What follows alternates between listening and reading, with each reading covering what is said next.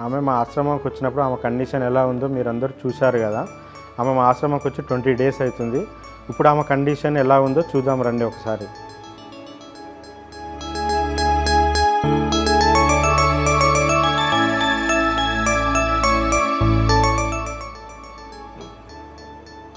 రాధిక ఎట్లుంది?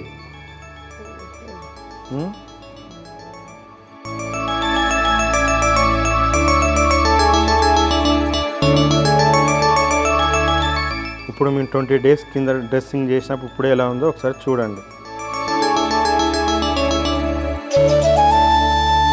ఇప్పుడు చూడండి ఒకసారి ఆమెకు అప్పుడు ఎలా ఉందో. ఇది అంతా ఉండే అప్పుడు ఇక్కడ టోటల్గా పురుగులు అంతా లోపల అంతా చిన్న చిన్న పురుగులు వచ్చి బయటికి వెళ్ళేసి పడ్డాయి. ఇప్పుడు మేము 20 డేస్ కింద డ్రెస్సింగ్ చేసి ఇప్పుడు డైలీ డ్రెస్సింగ్ చేయడం వల్ల ఈమె కండిషన్ ఇలా ఉంది. ఇప్పుడు దీనివల్ల మాకు ఇలాంటి కేసులు ఎన్ని వచ్చినా, అనాథాలు ఎంతమంది వచ్చినా ఇక్కడ చేసే అంత ఓపిక మాకు ఉంది. ఎక్కడ హాస్పిటల్కి వెళ్ళినా మనం పట్టించుకోలేదు.